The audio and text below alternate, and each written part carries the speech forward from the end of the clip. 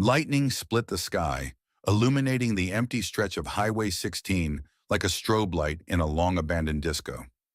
Jake Carter squinted through the windshield, his knuckles white against the steering wheel, as sheets of rain hammered his 18-wheeler. The wipers fought a losing battle against the deluge, squeaking across the glass in a rhythm that matched his exhaustion. "Just 40 more miles," he muttered, leaning forward as if those few inches would help him see through the wall of water. The cab's radio crackled with static, another victim of the storm. The darkness between lightning strikes felt absolute, broken only by his headlights cutting twin paths through the rain. Jake had driven this route hundreds of times, but tonight the familiar road felt alien, remote, hostile, like that night 3 years ago. He shook his head, forcing the memory away. The past was the past, and dwelling on it wouldn't change anything. His truck was his home now, his fortress against a world that had taken everything else from him. The load of auto parts in his trailer needed to reach Seattle by morning, and that was all that mattered. The next flash of lightning revealed something impossible, a figure plummeting from the sky directly toward his truck. What the— Boom! The impact rocked the entire cab. Jake cursed, fighting to keep the truck straight as it fishtailed on the wet asphalt. His heart hammered against his ribs as he guided the massive vehicle onto the shoulder, tires crunching over gravel. Common sense told him to stay in the cab and call the police, but common sense hadn't accounted for the strange green glow he could see reflecting off his side mirrors, or the fact that whatever had hit him had fallen from above.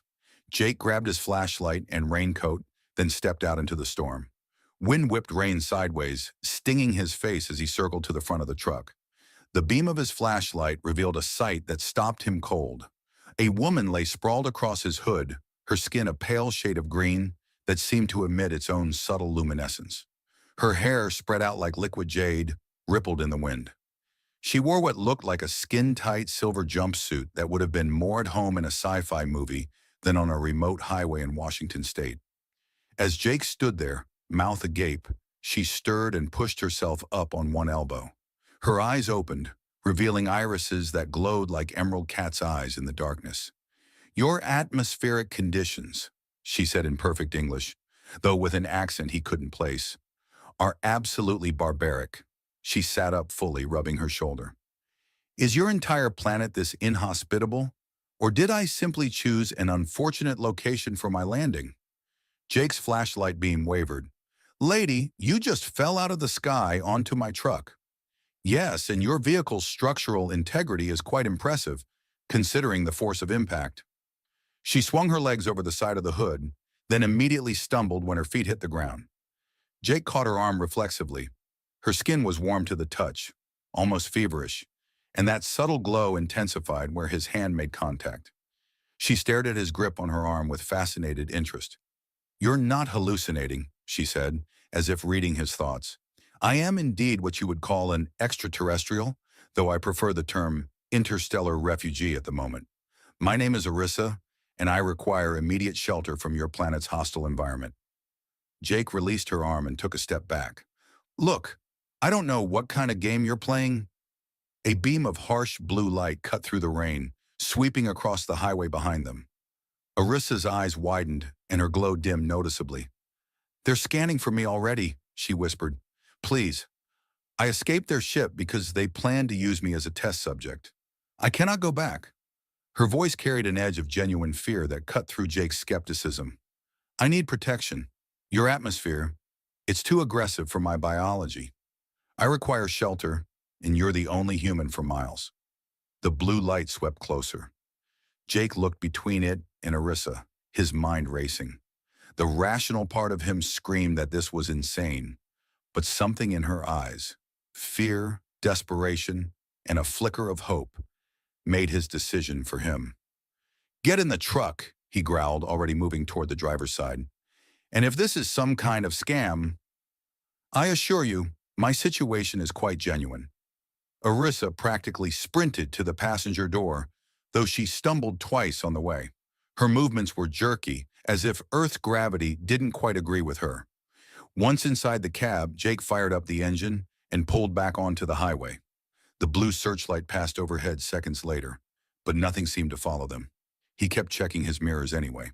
Arisa huddled in the passenger seat, her glow dimming further until she was barely visible in the darkness. She wrapped her arms around herself, shivering. Your vehicle's temperature regulation is inadequate. Jake cranked up the heat without comment. As warm air filled the cab, her glow gradually strengthened. Much better, she said, straightening up to examine the dashboard with obvious curiosity. Your technological level is quaint, though I suppose these crude controls serve their basic function. My crude truck just saved your glowing green behind, Jake pointed out. Maybe dial back the criticism. Her skin flickered brighter for a moment, and what might have been embarrassment crossed her features. You're right, I apologize. We're taught that Earth is a developing world, but that doesn't excuse poor manners. She leaned closer, studying the steering wheel. How does this primitive navigation system function? Jake found himself explaining the basics of truck driving, if only to distract himself from the absurdity of the situation. Arisa asked increasingly specific questions about everything from the gear shift to the cup holders, her genuine fascination making it hard to maintain his gruff demeanor. And this circular device controls directional changes? She reached for the steering wheel. Don't touch that. Jake swatted her hand away. Look, I'm still not convinced you're really an alien. What other explanation would satisfy you? She tilted her head, and her hair caught the dashboard lights like polished stone. My bioluminescent properties? My clearly non-terrestrial pigmentation? Or perhaps… She touched a finger to the windshield, and a small spark of energy danced between her skin and the glass. Okay. Jake took a deep breath. Let's say I believe you. Why were they experimenting on you? Arisa's glow dimmed again. The crew of the Astra claimed to be conducting routine research on Earth and its inhabitants. I was brought along as a cultural specialist to help interpret human behavior. But I discovered their true purpose was far more sinister. She paused, glancing out the window. They're interested in certain unique properties of my biology, properties that could be weaponized. Like that spark thing you just did, she nodded. Among others, my people have a natural ability to manipulate energy fields. The Astra's crew wanted to study how they could extract and replicate this ability, regardless of the cost to me. Her voice hardened. I refused to be their laboratory specimen. Thunder rolled overhead and Arisa flinched. Her glow pulsed brighter for a moment, illuminating the entire cab in soft green light. Jake pretended not to notice how she edged slightly closer to him. Your atmospheric electrical discharges are most unsettling, she said, trying to sound scientific despite her obvious discomfort. It's just thunder, Jake said. Won't hurt you inside the truck. I'm not afraid, she said quickly, merely concerned about the potential effects on my sensitive epidermis. Right. Jake couldn't quite hide his smirk. That's why you're practically in my lap every time it thunders? Arisa's skin flashed brighter, and she immediately scooted back toward her door. I was merely examining your driving technique more closely. Sure you were. Jake found himself fighting a smile, which only irritated him more. He didn't do friendly. Friendly led to caring, and caring led to loss. He'd learned that lesson the hard way. They drove in silence for a few minutes, broken only by the rumble of thunder and Arisa's poorly concealed reactions to it. She had produced some kind of small device from a pocket in her jumpsuit and was fiddling with it nervously. What's that? Jake asked, more to break the silence than out of real curiosity. A personal shield generator, she said, but the storm is interfering with its function. Your planet's atmospheric conditions are remarkably hostile. You mentioned that about 50 times now. Because it continues to be true, she huffed, tucking the device away. Though I suppose I should be grateful. The interference that prevents my shield from working is also preventing the Astra from getting a clear scan of this area. As if on cue, another sweep of blue light passed in the distance behind them. Jake checked his mirrors again, but the road remained empty except for the rain. They're persistent, he muttered. They won't give up easily. Arisa's voice was quiet. I know too much about their plans, and I took something they want very badly. Jake groaned. Please tell me you didn't steal. I liberated, she corrected, an artifact they intended to misuse. Its power could devastate entire worlds if wielded improperly. She reached into another pocket and withdrew what looked like a crystal the size of her palm. Even in its dormant state, it seemed to bend the light around it in unsettling ways. "Put that thing away," Jake snapped. "I don't want to know about it. I'm just giving you a ride to the next town, and then you're someone else's problem." Arissa's glow dimmed so much she was barely visible. "Of course, I understand." She tucked the crystal away, then turned to stare out the passenger window. "I apologize for involving you in my difficulties." Something in her tone made Jake's chest tighten uncomfortably. He told himself it was just indigestion from that truck stop burger he'd had for dinner. The rain began to ease as they approached his turnoff. Jake had a decision to make. The smart thing would be to drop her at the all-night diner in town and wash his hands of this whole situation. But town meant people, questions, and attention, none of which would help someone trying to hide from pursuers with advanced technology. His isolated cabin was just up the mountain, remote, defensible, and equipped with enough supplies to weather any storm. Literal or metaphorical, it would be safe. It would also mean getting further involved in whatever mess this alien woman had gotten herself into. Caring about her problems, risking everything he'd built to protect himself from more loss. Thunder crashed again, and Arissa's hand shot out to grab his arm. Her skin glowed brighter where she touched him, and he could feel that strange fever warmth through his sleeve. She immediately pulled back, embarrassment evident in the way her glow pulsed. "I apologize," she said stiffly, a purely reflexive response to the atmospheric disturbance. Jake sighed heavily, already knowing he'd hate himself for what he was about to say. "My place is about 10 minutes up this road. It's isolated, defensible."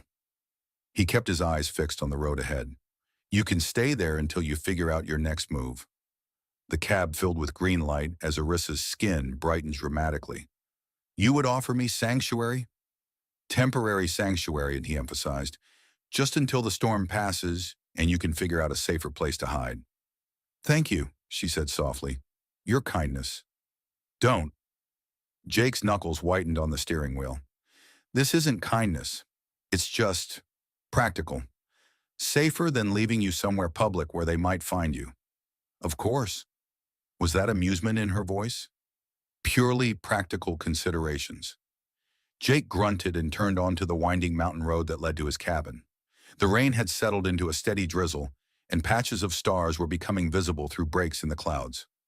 Arissa pressed her face to the window, studying them with obvious longing. "Your stellar patterns are so different from home," she murmured. "Everything here is different. Beautiful, but alien." She laughed softly at her own word choice. Jake found himself wondering what her world looked like, then immediately shut down that line of thought. Curiosity led to connection, and connection led to pain. He was just giving her shelter for the night. Nothing more. The truck's headlights illuminated his cabin's dark bulk ahead. Jake was about to point it out when Arissa suddenly went rigid in her seat. "Stop the vehicle," she commanded, all trace of vulnerability gone from her voice. "What? We're almost—" "Stop. Now." Her skin was barely glowing at all now, and her eyes seemed to pierce the darkness ahead. "We're not alone." Jake slammed on the brakes, bringing the truck to a halt about 100 yards from his cabin. Now that they were stopped, he could see what her sharper eyes had noticed. A faint blue glow coming from behind his home, similar to the search beams from earlier. "They found your dwelling," Arissa whispered. "They must have accessed local property records." She turned to him, her expression fierce. "Leave me here. Drive away. You've done more than enough, and I won't see you harmed for helping me." Jake should have been relieved at the excuse to get out of this situation, should have put the truck in reverse and never looked back. Instead, he found himself shifting into park and reaching for the rifle he kept behind his seat. "My house," he growled. "My rules, and I didn't invite them in." The look Arissa gave him was half exasperation, half something warmer that made her skin pulse with light. "You are either very brave or very foolish." Probably both. Jake checked that the rifle was loaded. "You got any more tricks like that spark thing that might help us?" Arissa's answering smile was fierce. "Oh, you have no idea." The blue glow behind the cabin intensified, casting eerie shadows through the trees. Jake killed the truck's headlights and engine, plunging them into near darkness, broken only by the subtle luminescence of Arissa's skin. I count 3 distinct energy signatures, she whispered, her eyes scanning the property. 2 by your dwelling's rear entrance, 1 moving toward the front. Standard search pattern. She produced her malfunctioning shield device again, frantically adjusting something. If I could just stabilize the power flow. We don't need fancy technology. Jake checked his rifle one last time. I know these woods. There's a creek bed that runs behind the house. We can use it for cover. Arissa raised an eyebrow, her skin pulsing with what might have been amusement. A tactical approach using natural terrain? Perhaps your species isn't as primitive as our report suggested. Save the anthropology lecture?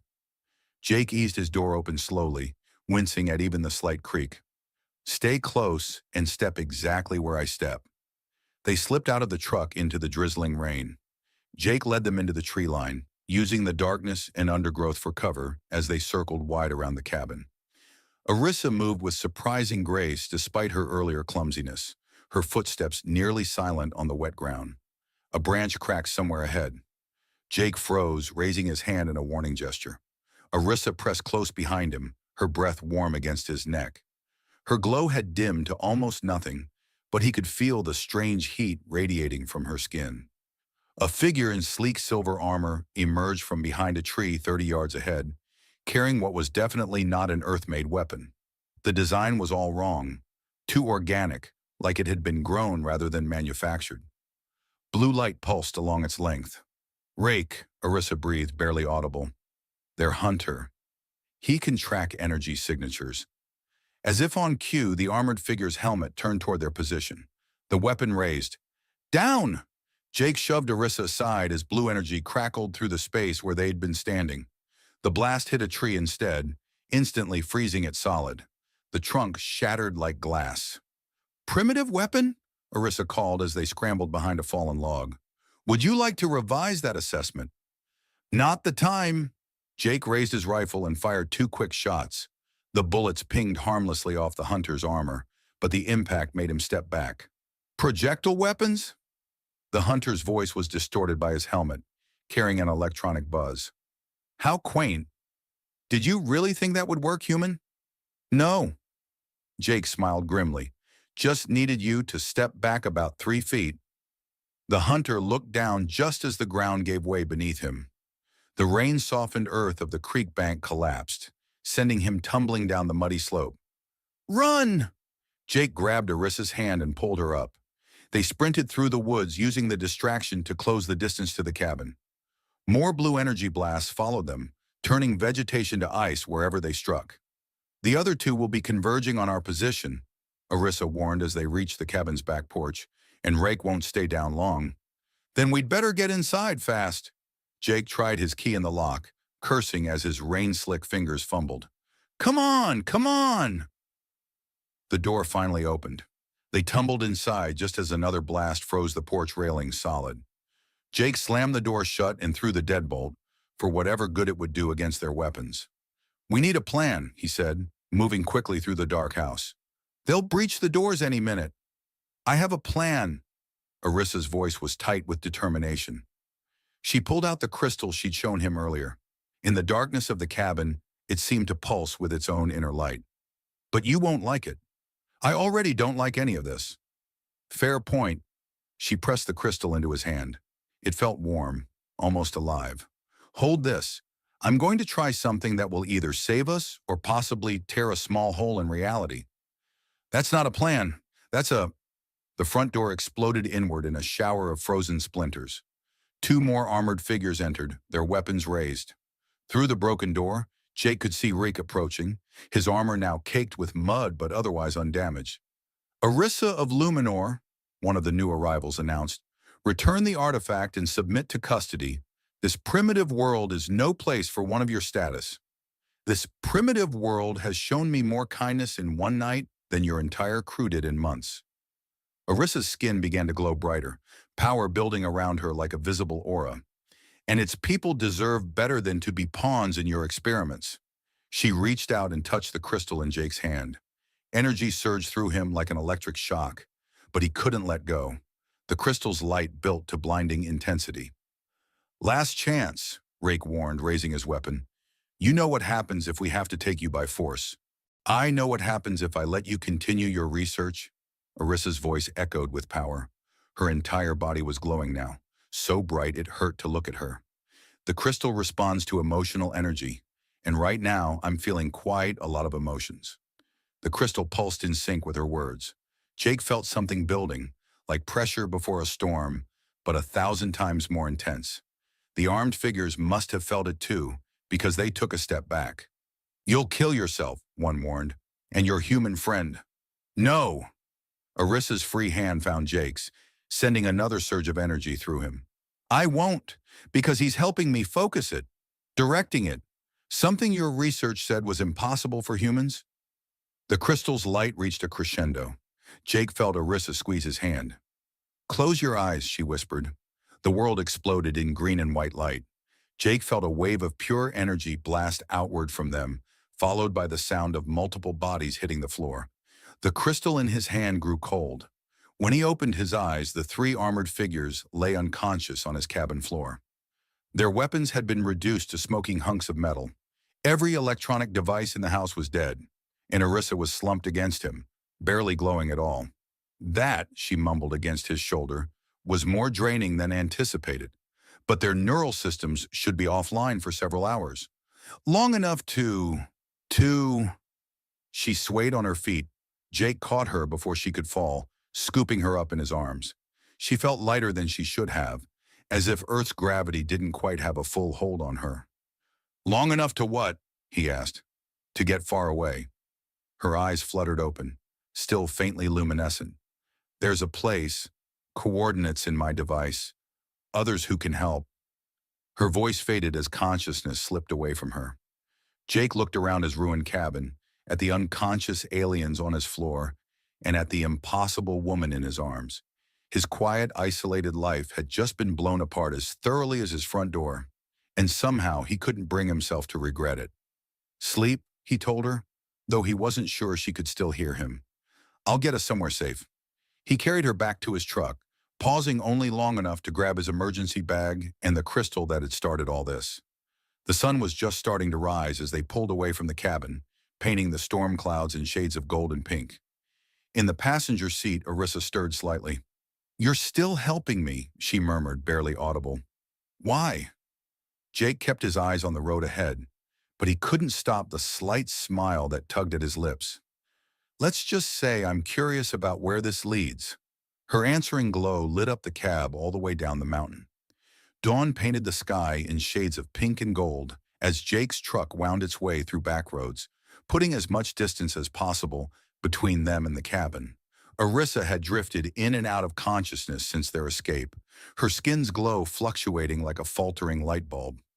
She stirred again as they passed a sign for a small town called Pine Ridge. "We need to stop soon," she murmured, pushing herself more upright in the seat. "I must recharge my energy reserves." "There's a motel ahead," Jake said, checking his mirrors for the 100th time. No sign of pursuit yet, but he couldn't shake the feeling they were being watched. Not exactly 5-star accommodations, but accommodations with stars. Arissa perked up slightly. "Yes, celestial energy would help tremendously with my recovery." Jake couldn't help but chuckle. "Not that kind of stars. It's just a rating system for... Never mind. Point is, it's cheap and off the main highway. We can lay low there while you recover." The Pine Ridge Motor Lodge had seen better days, but its worn facade and half-empty parking lot suited their needs perfectly. Jake pulled around to the back lot, parking between a rusty pickup and a delivery van that provided decent cover from the road. "Wait here," he told Arissa, "and try to glow less." She gave him an indignant look, but her luminescence dimmed to nearly human levels. "I cannot simply turn it off.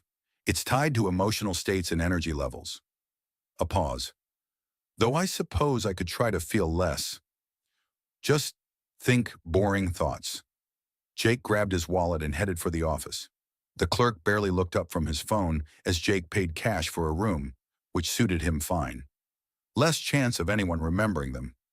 He drove around to their assigned room and helped Arissa inside, trying to ignore how she leaned against him more than strictly necessary.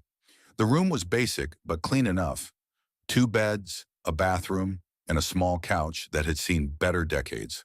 Arissa immediately zeroed in on the latter, examining it with scientific interest. "Ah, yes, the ritual furniture," she declared. "Though this specimen appears rather worn, has it been used for many mating ceremonies?" Jake nearly choked. "It's not. That's not what couches are for." "No?" She ran her hand along the fabric, her skin pulsing with curiosity. "Then why do humans keep these padded surfaces in their dwellings? Surely they serve some reproductive purpose, given their design." "They're for sitting," Jake managed, fighting down both embarrassment and inappropriate mental images. "Just regular sitting, nothing ritual about it." "Oh," she looked almost disappointed. "How disappointingly mundane." She sank down onto the couch anyway, then made a face. "Though I suppose that explains the lack of proper support for—" "Okay," Jake cut her off. "You should rest. I'm going to check the perimeter." Her expression turned serious. "Be careful. The Astra's crew has technology that can track energy signatures. The crystal's power may have disrupted their systems temporarily, but they'll recover eventually." Jake patted the crystal in his jacket pocket. "Speaking of which, want to tell me exactly what this thing is? And why they want it so badly?" Arissa's glow dimmed slightly. "It's called the Heart of Luminor, a relic from my world's ancient past, capable of manipulating planetary energy fields on a massive scale." She drew her knees up to her chest, suddenly looking very young and very far from home. "The Astra's crew discovered it could be used to harvest a planet's core energy. They planned to test the process on my world, claiming it was for research purposes." "But it would destroy your planet," Jake guessed. She nodded. "The captain, Valner Seen, cares only for the potential profits. My people's lives mean nothing to him." Her hands clenched into fists. "When I discovered their true plans, I couldn't just stand by and watch. So I took the heart and ran to Earth. Not exactly an advanced civilization by your standards. Precisely why I chose it." A ghost of a smile crossed her face. "They'd never expect me to hide on such a, what was your word, primitive world." Jake finished checking the windows and doors, then sat on the edge of the bed nearest the door. "So what's your grand plan?" "You can't run forever." "I have contact," Arissa said, her glow strengthening slightly as she grew more animated. "Others who oppose Valner's methods. If I can reach them—" She tried to stand but swayed dangerously. Jake was across the room steadying her before he could think better of it. "First you need to rest," he said firmly, trying to ignore how warm she felt under his hands. "Your light show back at the cabin took a lot out of you. The neural disruption required significant energy." "Yes." She didn't pull away from his support. If anything, she leaned closer. "Though the effect was amplified by your assistance, the heart responds to emotional resonance, and your presence somehow stabilized the energy flow. Lucky accident." "There are no accidents with artifacts of this power." Her eyes met his, glowing like emeralds in the dim room. "The heart chose you as much as you chose to help me." Jake released her and stepped back, his walls slamming back into place. Don't try to make this some kind of destiny thing. I'm just helping you because—" He trailed off, unable to finish the thought. "Because—" Her skin pulsed with something that might have been hope. Before he could answer, a familiar blue glow flickered past the window. They both froze. "They found us," Arissa whispered, her own luminescence dimming to almost nothing. "But how?" "The clerk," Jake realized. "He was on his phone when I checked in. Must have recognized me from some alert they put out. We have to move." Arissa pushed herself away from the couch, but her legs buckled. Jake caught her again. "You're in no shape to run," he growled, "and they'll be watching the truck. Then we appear to be, as humans say, up the creek without locomotion equipment." Despite everything, Jake had to bite back a laugh. "Close enough, but I'm not giving up yet." He pulled the heart from his pocket, its crystal surface catching the light. "You said this thing responds to emotional energy, right?" Arissa's eyes widened. "Yes, but in your current state of exhaustion, Attempting to channel its power could be dangerous. The energy feedback alone could... Less science, more action. Jake pressed the crystal into her hands, then covered them with his own. Tell me what to do. A heavy impact rattled the door in its frame. Arissa of Luminor, a familiar electronic voice called. Rake, the hunter. Surrender now and no harm will come to your human companion. Arissa's hands tightened around the crystal. Focus on a strong emotion, she whispered. Any emotion.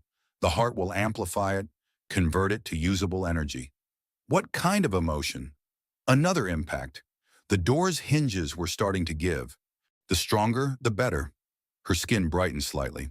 Fear, anger, joy, certain other emotional states. The way her glow pulsed at that last suggestion gave Jake some very distracting ideas about what she meant. He pushed those thoughts aside and tried to focus on something useful. Fear? He had plenty of that. Anger? Even more. But what surged through him instead, as he looked at this impossible woman who'd crashed into his carefully isolated life, was something far more dangerous.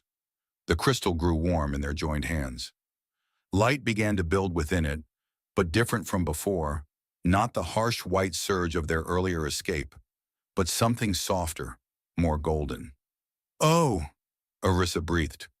Her own glow shifted to match the crystal's warmth. That's quite an emotional resonance you're generating. Jake started to pull away, but she held his hands firmly against the crystal. Don't! It's perfect. Just hold on to whatever you're feeling and... The door exploded inward. Reek stood framed in the opening, his armor scorched but functional. Two more armed figures flanked him. How touching, the hunter's distorted voice mocked. But your little light show won't work twice. Our systems are shielded now. Want to bet? Jake growled. The crystal's glow intensified, spreading up his arms like golden fire. He could feel Arissa's energy merging with his through the artifact, amplifying everything. Last warning. Rake raised his weapon. Surrender the heart and the girl. Jake looked at Arissa. She nodded slightly. Counter offer, Jake said. Go to hell. The crystal erupted with power, but instead of the outward blast of their previous encounter, the energy wrapped around Jake and Arissa like a cocoon of light. Through it, Jake could see Rake's weapons firing, but the blast dissipated harmlessly against their shield. Impossible, one of the other hunters breathed. A human shouldn't be able to... Run, Jake suggested pleasantly. They ran. The golden energy faded slowly, leaving them standing in the wreckage of the motel room. Jake felt surprisingly steady this time, energized rather than drained. Arissa was practically glowing with excitement. That was incredible. She bounced on her toes, all traces of exhaustion gone. The resonance patterns, the energy conversion ratio, the emotional synchronization. I've never seen anything like it. We should go, Jake said, trying to sound practical despite the lingering euphoria of whatever had just happened. They'll be back with reinforcements? Yes, of course. But she made no move to leave, just kept staring at him with an intensity that made his skin tingle. You know, for a species that claims its couches aren't for mating rituals, you generate remarkable levels of attraction-based energy. Jake nearly dropped the crystal. That's not... I wasn't... Oh, don't be embarrassed. It's perfectly natural. And quite flattering, really. I find your rugged primitive aesthetics quite appealing as well. Can we please focus on escaping? Of course.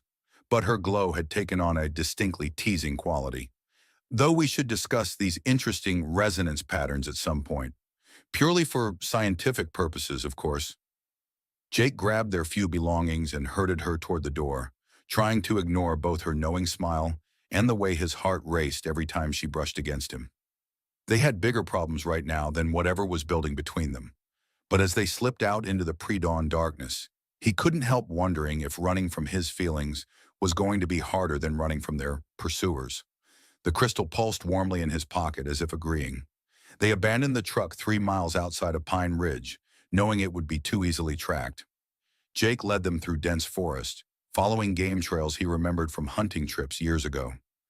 Arissa moved silently beside him, her glow dimmed to barely a flicker in the pre-dawn darkness.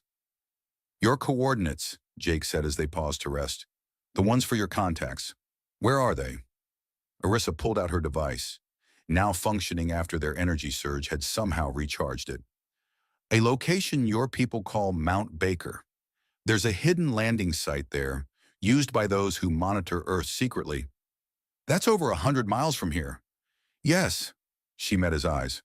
Jake, I need to tell you something about the Earth's atmosphere.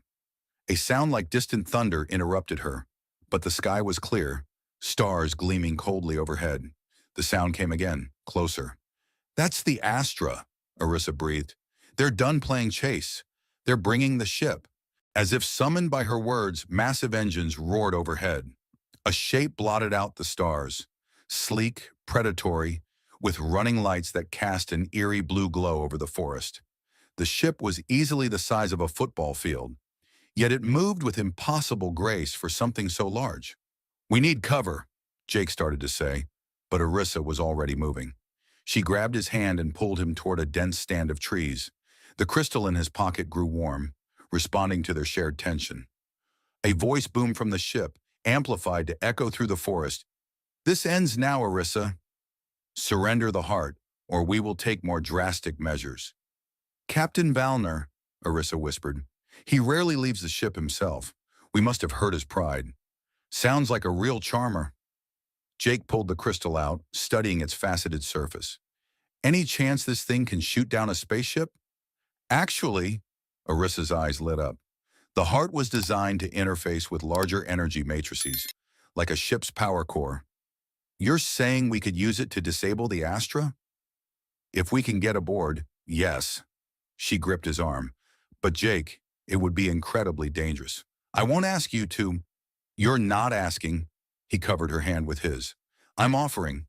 Her skin pulsed with emotion, bright enough that Jake feared it would give away their position. But before he could warn her, another voice called from the ship. Softer, female, almost apologetic. Arissa? It's Lena. Please let me help. What they're planning. It's wrong. I should have spoken up sooner. Lena? Arissa stepped forward slightly. The science officer? She was always kind to you, Jake remembered. But can we trust her? Arissa's glow flickered uncertainly. She did try to warn me about the experiments, and she has access to the ship's systems. A spotlight swept the trees, missing them by inches. They didn't have time for lengthy debate. Sometimes, Jake said quietly, you have to risk trusting someone. Arissa's answering smile was radiant, like crashing into a stranger's truck during a storm. Exactly, he squeezed her hand.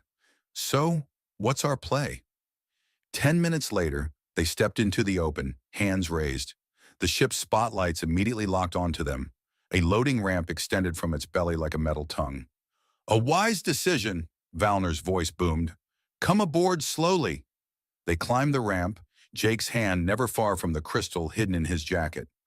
Armed crew members surrounded them as soon as they reached the ship's interior.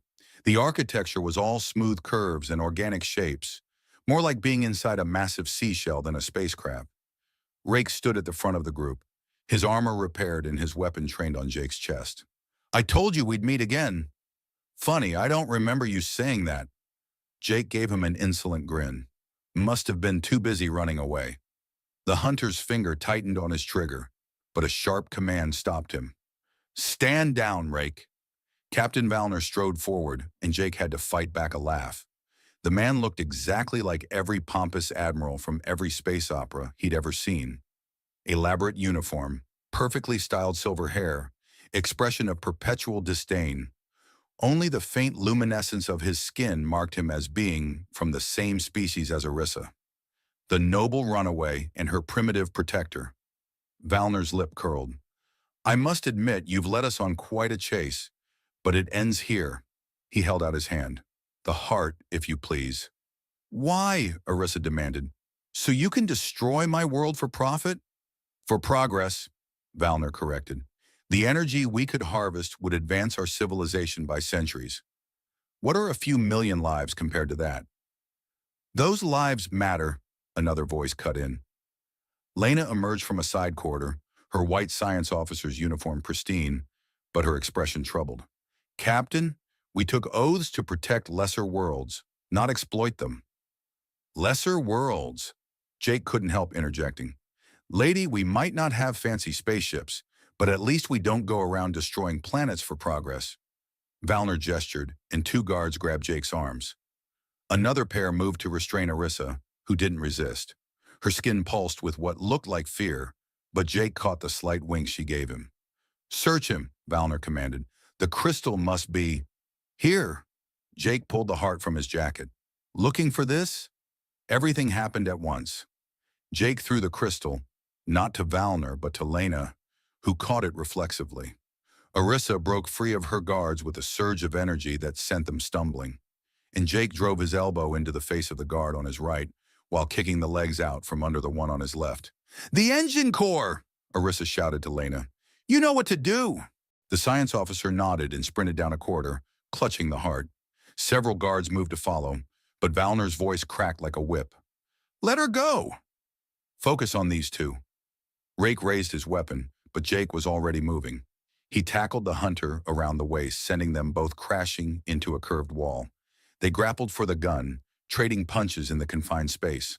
Across the room, Arissa had her hands full with 3 crew members, but she moved like a dancer, her natural grace enhanced by bursts of energy that kept her opponents at bay. Her skin blazed like a small sun, casting wild shadows across the organic architecture. Enough! Valner drew his own weapon, smaller than Rake's, but somehow more menacing. Surrender, or I start removing body parts from your human friend. You assume, Arissa said with a fierce grin, that I need the heart to channel energy. She threw her hands forward. Green lightning arced from her fingertips, connecting with Valner's weapon. The device exploded in a shower of sparks, making the captain cry out in pain and surprise. But the effort cost her. Arissa stumbled, her glow dimming dramatically. 2 guards seized her arms while she was vulnerable. Jake saw it happen and forgot about his own fight for a crucial second. Rake's armored fist caught him in the jaw, sending him sprawling. The hunter planted a boot on his chest, weapon aimed at his face. I'm going to enjoy this, Rake growled. The ship lurched suddenly, throwing everyone off balance. Alarms began blaring throughout the vessel.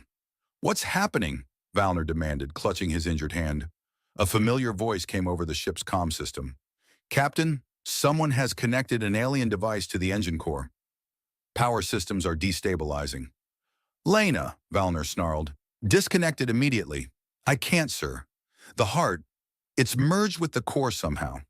The energy patterns are... Oh my. The ship bucked again, more violently.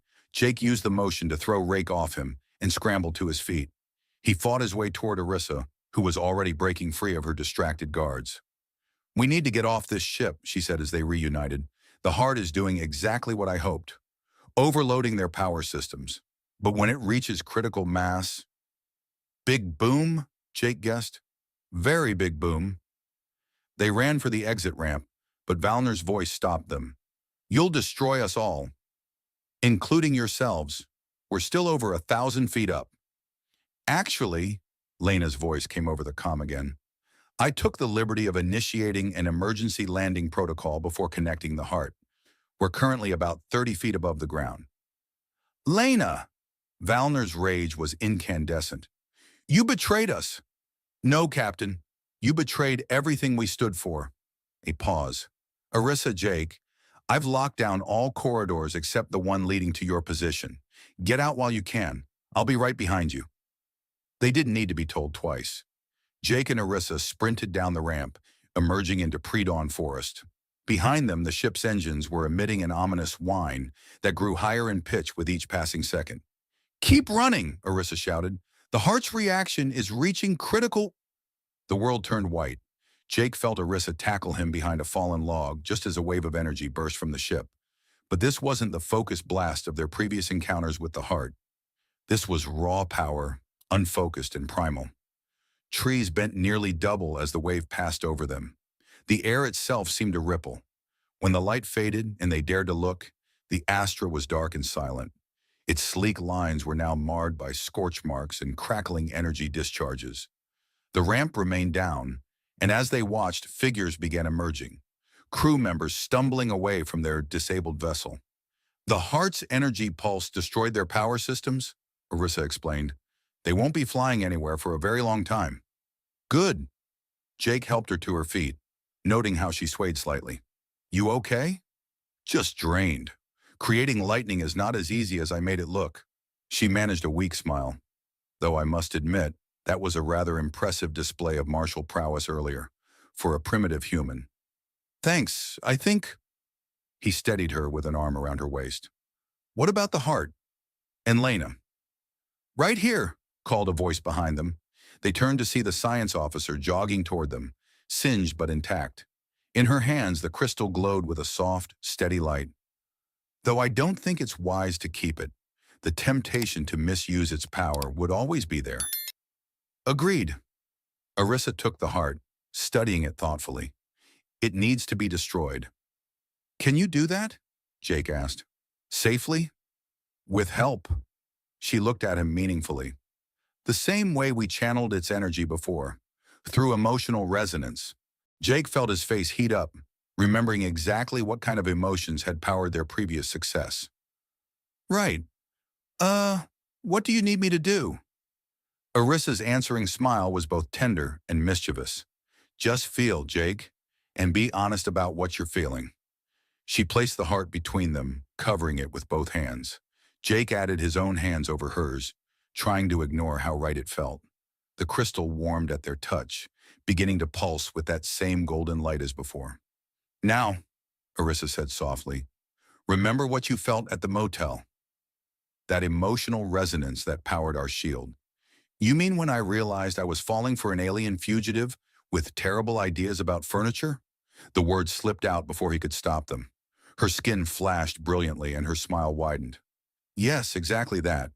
Though I maintain that couches would be much more practical as mating surfaces than mere sitting furniture. Jake laughed despite himself, and the crystal's glow intensified. You're impossible, you know that. Says the primitive human who somehow managed to help me channel ancient cosmic energies.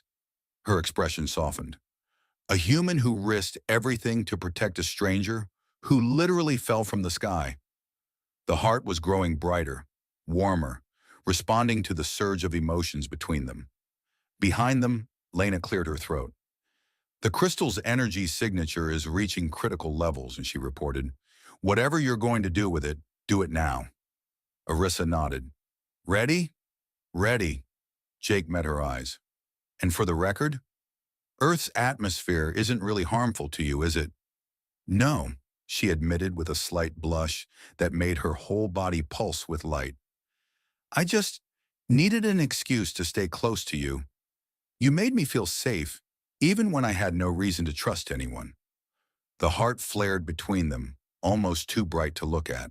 Jake could feel its power building, seeking release. But this time it wasn't wild or destructive. It felt right, like coming home. Now, Orissa commanded. They pushed their joined hands downward, driving the crystal into the earth beneath them. Instead of resisting, the ground seemed to welcome it. The heart sank deeper, its light spreading outward in a network of golden lines like tree roots. Perfect, Orissa breathed. The energy is dispersing harmlessly into the planet's natural fields. It can never be used as a weapon now. The light faded slowly, leaving them in the gray light of dawn. Behind them, they could hear Valner shouting orders as crew members worked to salvage what they could from the ship. But without power or the heart, they were effectively stranded. They'll be picked up eventually, Lena assured them, but not by anyone who shares Valner's ambitions. I've already sent word to our authorities about his actions here. He'll face justice for what he tried to do to your world, Orissa. Thank you. Orissa hugged the science officer. For everything. Yes, well, Lena looked embarrassed. I should go help coordinate the cleanup, make sure no evidence of our presence remains. She started to walk away, then paused. Oh, and Orissa, that thing you said about Earth's atmosphere being harmful. Yes. Next time you want to stay close to someone, just tell them they have fascinating, primitive cultural practices. Lena winked. Works every time. They watched her walk back toward the ship, where the crew was gathering under guard by their own security forces. one still loyal to their original mission of observation, not exploitation.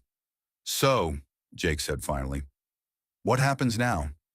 Orissa turned to him, her glow soft and warm in the growing light. "Well, I find myself somewhat stranded on this primitive, but surprisingly appealing world. I'll need a guide to help me understand your customs." Her lips curved in a teasing smile. "Someone to explain the true purpose of your furniture." "I think that can be arranged." Jake pulled her closer. "Though we might need to conduct some thorough research. You know, for science." "Of course." Her skin brightened with joy and something more. "Purely academic investigation." "Absolutely." He was grinning now. "We should probably start with that couch theory of yours." "I knew it." She practically bounced with excitement. "I was right about their true purpose." Jake laughed and kissed her, not caring who saw. Her skin flared like a supernova, bright enough to rival the rising sun. When they finally parted, she looked up at him with glowing eyes. "You know, for a primitive human, you're remarkably advanced in some areas. And for an advanced alien, you're remarkably bad at making excuses to stick around. I won't need excuses anymore." She nestled closer. "I'm exactly where I want to be." The sun crested the horizon, painting the sky in colors that reminded Jake of Orissa's ever-changing glow. Somewhere in the earth beneath them, the heart's energy continued to spread, nurturing rather than destroying. And in that moment, Jake realized he'd found something he thought he'd lost forever, a reason to let his own heart shine again. "Come on," he said, taking her hand. "Let's go home." "Home," she repeated, testing the word. "I like that, though we may need to discuss upgrading your furniture." "Don't push it, Starlight." Her answering laugh lit up the morning, and Jake knew that whatever challenges lay ahead, they'd face them together. One misunderstanding about Earth customs at a time. Dear friends who follow Jake and Orissa's incredible journey, from that stormy night when a mysterious green-skinned woman crashed onto a lonely trucker's rig to their final stand against those who would destroy her world, you've witnessed more than just a sci-fi adventure. You've seen two souls from different worlds find something extraordinary in each other. Jake taught us that even the most guarded heart can learn to shine again, while Orissa showed us that sometimes the greatest discoveries come from taking unexpected falls. Literally, in her case. Their story reminds us that love doesn't care about differences, whether they're cultural misunderstandings about couches or the small matter of coming from different planets. But perhaps their adventure isn't over. There are still so many questions to explore. How will Orissa adapt to life on our primitive world? What happens when Jake has to explain Netflix, pizza delivery, or social media to someone who can generate energy fields? And let's not forget about that mysterious network of alien observers that Lena mentioned. Would you like to see more of Jake and Orissa's story? To follow them as they navigate their new life together, face new challenges, and possibly save a few more worlds along the way? Maybe even discover what really happens when an alien scientist finally gets to test her theories about Earth furniture? Let me know if you'd like to continue this journey with our favorite unlikely couple. After all, their story, like the heart of Luminor itself, might have more energy left to share. What do you say? Ready for another adventure with the glowing girl who fell from the sky and the trucker who caught her?